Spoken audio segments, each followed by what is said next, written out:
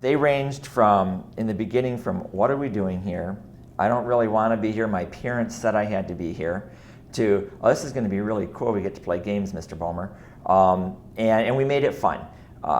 They got a snack after school every day, and we gave that to them down in my room, and we did some fun things. Then we walked to the computer lab and worked, and there were comments about, well, let's pick out your animals, your buddies, and which ones are they? And they were imitating their buddies after the first session, there were high fives whenever a kid finished a level. They had a great time doing it until they reached a point, and we call it hitting the wall in Harbor Beach. They would hit the wall with BrainWare. And you could always tell when that day came, because that meant that they were at a place in the software that they couldn't do it automatically anymore. Really they had to work. They were starting to burn brain cells, and they had to work. And then it became a matter of motivation and keeping them going.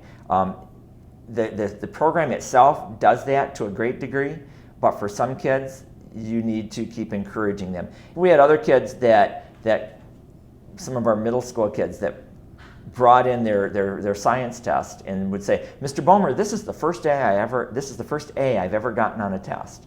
And so we stopped, rather than work on BrainWare for a few minutes, we stopped and asked the question, what did you do different to get an A? I don't know. I didn't do anything different. I said, well, are you taking notes in class? Did you study your notes? Well, yeah, I read my notes, but you know what? This is the first time I ever took notes. I didn't know I knew how to take notes before. And we were talking to a student that was a D and E student, and by the end of the 12 weeks, he was an A and B student. And I will tell you that this past school year, in chatting with him, he was still an A, B, and C student.